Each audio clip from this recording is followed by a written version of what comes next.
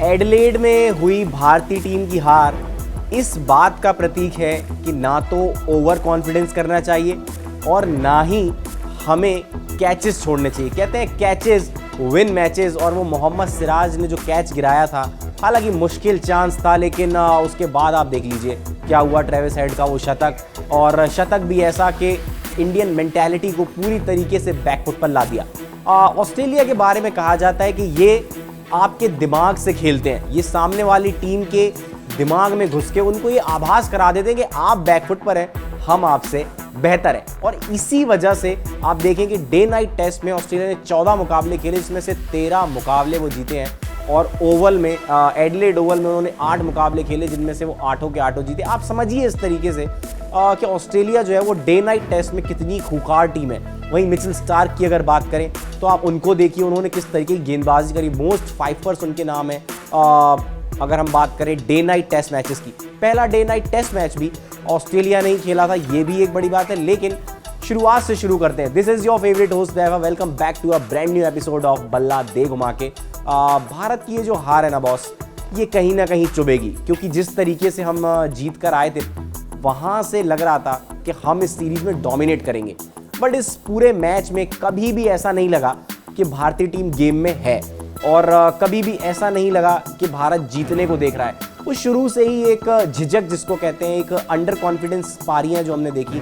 केवल नीतीश रेड्डी एक ऐसे खिलाड़ी थे, चाहे पहली पारी हो चाहे दूसरी पारी हो, हमने देखा कि वो खुलकर बल्लेबाजी कर रहे थे, उनके अंदर कोई तनाव नहीं था, कोई डर नहीं था।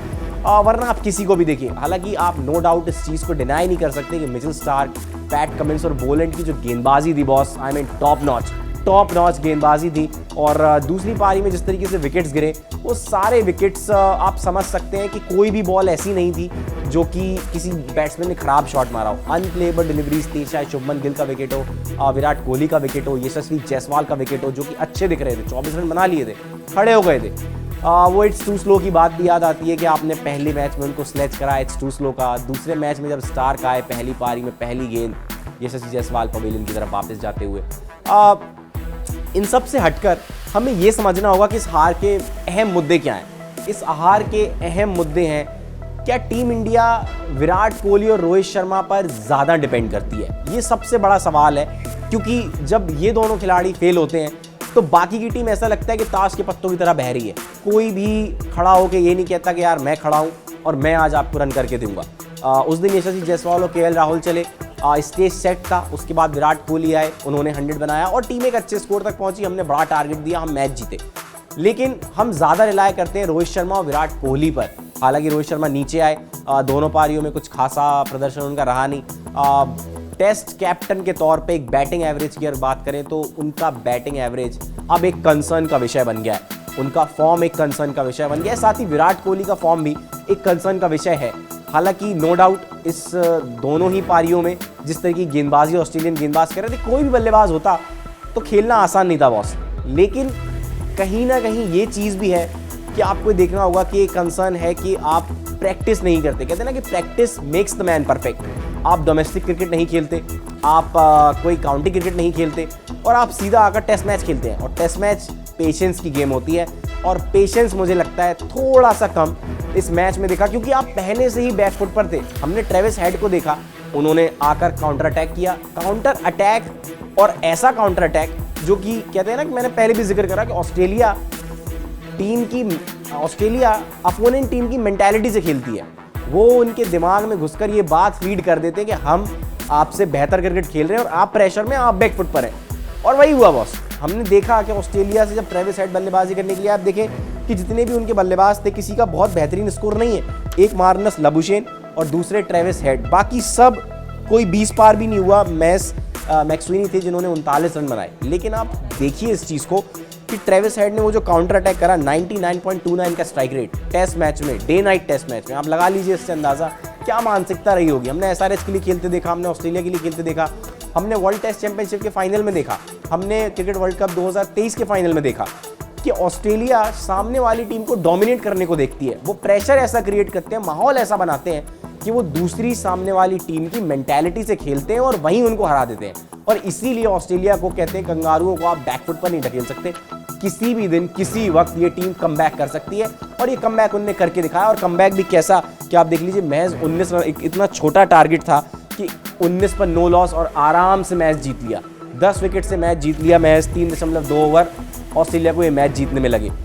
दूसरा सबसे अहम मुद्दा ये कि क्या जसप्रीत बुमराह पर सबसे ज़्यादा डिपेंड करती है भारतीय गेंदबाजी, क्योंकि जब जसप्रीत बुमराह को विकेट नहीं मिलते तो फिर ये सवाल खड़ा हो जाता है कि अब कौन विकेट लेगा। हालांकि पहली पारी मोहम्मद सिराज ने 4 विकेट लिए, माना, लेकिन जब ट्रेविस हेड बल्लेबाजी करने के लिए आए उसके बाद उन्होंने उनको पहले 1 ओवर फेंका, उसके बाद 20 ओवर तक उन्होंने उनको गेंदबाजी ही नहीं की। चलिए माना, लंबा स्पेल आपने फेंका, आप थके हुए थे, लेकिन उसके बाद किसी और गेंदबाज का भी तो दायित्व है ना कि वो आके विकेट लेगा, लेकिन वैसा कुछ देखने को मिला नहीं। और वही 140 रन इस मैच में भारत की हार का सबसे बड़ा कारण बने।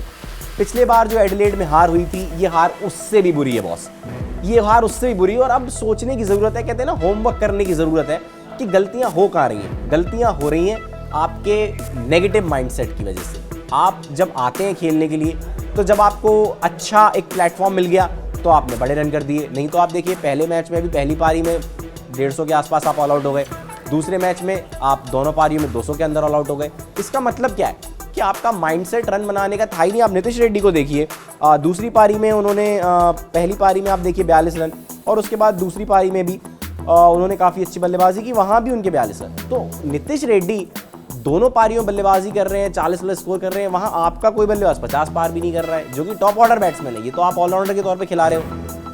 तो क्या जसप्रीत बुमराह पर रिलाय कर रही है टीम? क्योंकि हमें एक ऐसा बैट्समैन चाहिए जो कि टीम को आगे, हमें एक ऐसा गेंदबाज चाहिए, माफ कीजिएगा, जो कि आगे लेके जाए टीम को। और एक बल्लेबाज भी चाहिए जो खड़ा हो के ये बोले कि यार आज रोहित और विराट नहीं चले, कोई बात नहीं, मैं खड़ा हूँगा, जैसे उस दिन यशस्वी जायसवाल खड़े हुए, लेकिन आज हमें कोई देखने को नहीं मिला।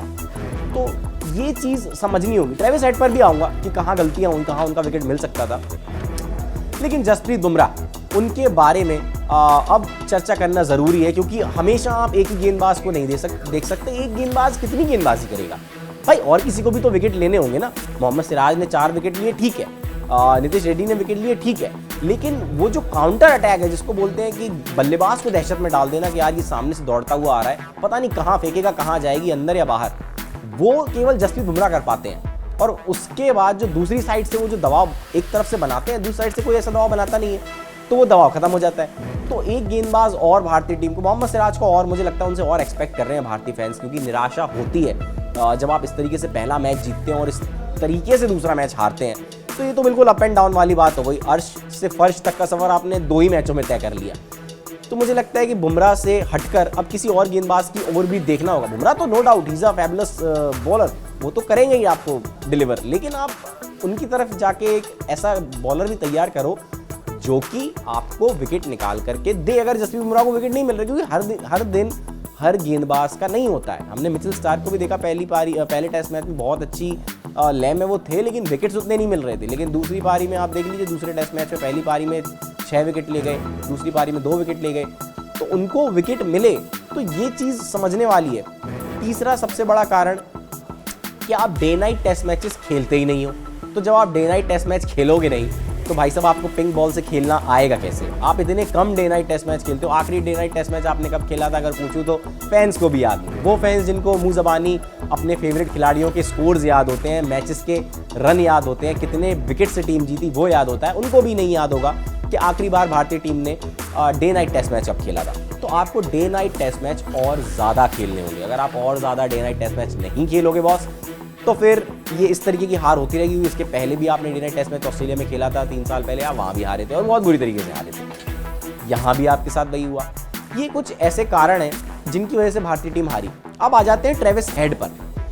ट्रेविस हेड पहले मैच की दूसरी पारी में 89 रन बनाए उन्होंने, वहाँ भी उन्होंने काउंटर अटैक करा। आपकी टीम से कोई काउंटर अटैक करने के बारे में क्यों नहीं सोचता ऐसा? मुझे समझ नहीं आता कि आप क्यों काउंटर अटैक नहीं करते। अगर सामने वाली टीम, ठीक है चलिए माना उनका होम ग्राउंड था, उनको एडवांटेज था, लेकिन इसके पहले जो फर्स्ट टेस्ट मैच था वो तो उनका होम ग्राउंड नहीं था, वहाँ पर भी उन्होंने अच्छी बल्लेबाजी करी। समस्या इतनी सी है कि आपका माइंडसेट ही पहले से बैकफुट पर होता है कि अरे यार मुझे बच के खेलना है, बच के खेलना है, बच के खेलना है। बच के खेलना था तो फिर आप चेतेश्वर पुजारा और अजिंक्य रहाणे को ले आते, मुरली विजय को ले आते। तो उनको तो आपने बाहर कर दिया। तो जब आप एक ऐसे बैट्समैन को लेके आ रहे हो, आप यशस्वी जायसवाल को ला रहे हो, आप नीतीश रेड्डी को ला रहे हो, आप ऋषभ पंत, स्पाइडरमैन, उनके जिस तरीके के शॉट्स थे, कई बार ऐसे शॉट्स अच्छा लगता है देखकर, बट कई बार ऐसा लगता है कि यार क्या गेम को मजाक में लिया जा रहा है, इतना बड़ा मुकाबला चल रहा है, बीजीटी फैंस इतनी ज़्यादा उम्मीदें लगाए हुए हैं, बड़ा टूर्नामेंट है, बड़े लेवल पे चीज़ें हो रही हैं, और आप एक फास्ट बॉलर को रिवर्स स्वीप मार रहे हो। अभी अभी आप आए हो, 5 विकेटें आपकी जा चुकी हैं।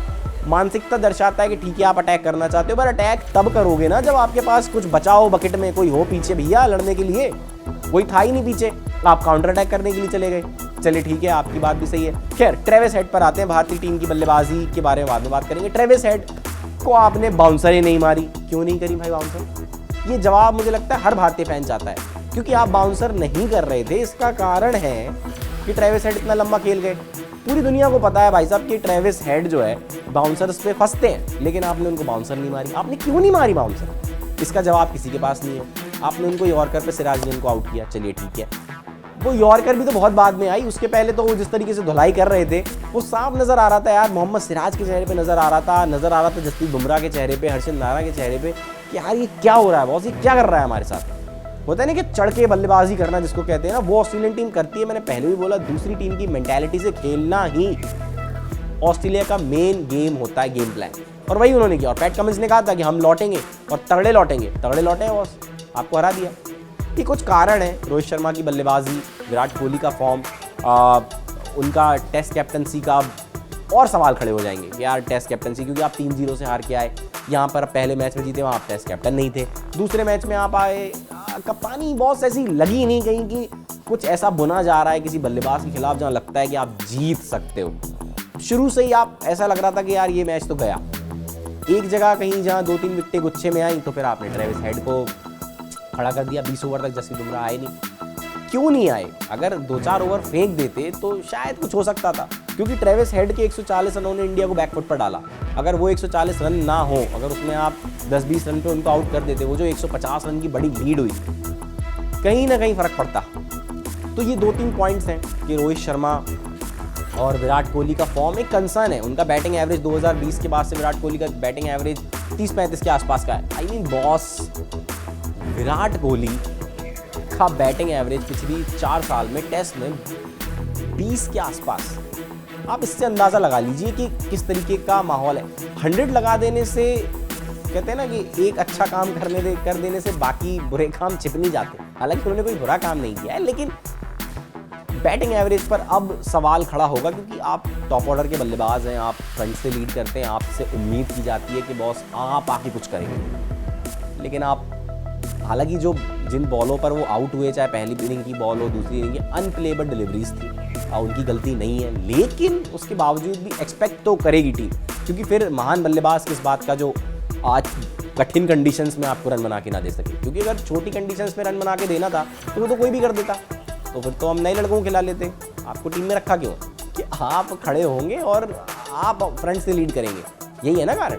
तो ये 2-3 कारण है। रोहित शर्मा, विराट कोहली का फॉर्म, बैटिंग एवरेज एक कंसर्न है। जसप्रीत बुमराह पर ज़्यादा रिलाई करना, डे नाइट टेस्ट मैचेस आप खेलते नहीं हो, वो एक कारण। और दूसरा थोड़ा सा स्ट्रैटेजी की कमी, जो मैंने ट्रेविस हेड की बात करी। इन सभी चीज़ों का ही कारण है कि हमें एडिलेड में इतनी बुरी हार देखनी पड़ी, जो कि एक्सपेक्टेड थी ही नहीं। फैंस कहीं से एक्सपेक्ट नहीं कर रहे थे कि इस तरीके की हार होगी, लेकिन बॉस हुई। समझना होगा इसको, और मुझे लगता है अगर आप इसको समझेंगे तो मुझे लगता है तीसरी जब टेस्ट मैच खेलने के लिए उतरेंगे तो भारतीय टीम अच्छा कमबैक कर सकती है, क्योंकि इस टीम में बहुत जान है। और जिस तरीके से पहले मैच में हराया था, तीसरा टेस्ट मैच दूर नहीं है, हम जीत सकते हैं, लेकिन तैयारी थोड़ी तगड़ी करनी होगी, होमवर्क अच्छा करना होगा।